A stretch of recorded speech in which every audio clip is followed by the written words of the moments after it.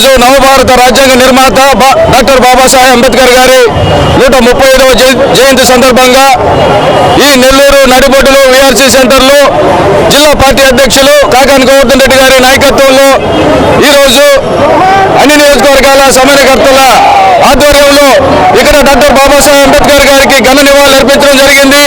Doctor Babasaheb Ambedkar గారు ఏదైతే కలలు కన్నారో ఆనాడు స్వతంత్ర అనంతరం ఆ పరిస్థితులు ఇప్పుడు లేవు. ఎందుకంటే ఈ కూటమి ప్రభుత్వం వచ్చిన నాటి నుంచి కూడా దళితుల మీద ఎక్కడ చూసినా దాడులు, ఎక్కడ చూసినా వెలివేతలు, సామాజిక బహిష్కరణలు, ఎవరు మాట్లాడితే వారి మీద కేసులు పెట్టే పరిస్థితి ఈ రోజు చూస్తా ఉన్నాం.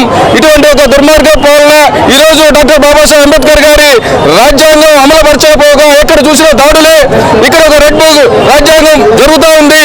వీటన్నింటినీ త్వరలో అంతమొందించేందుకు వైఎస్ఆర్ కాంగ్రెస్ పార్టీ దళితుల పక్షాన నిలబడి పోరాటం చేస్తుంది.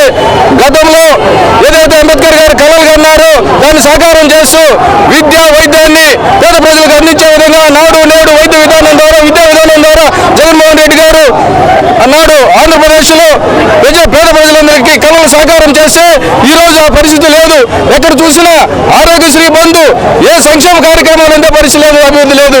కాబట్టి రానున్న కాలంలో వైఎస్ఆర్ కాంగ్రెస్ పార్టీ దళితుల మీద జరుగుతున్న దాడులతో ఈ ఎస్సీ విభాగం తరఫున పోరాటం చేస్తామని ఈ సందర్భంగా తెలియజేస్తూ జై భీమ్.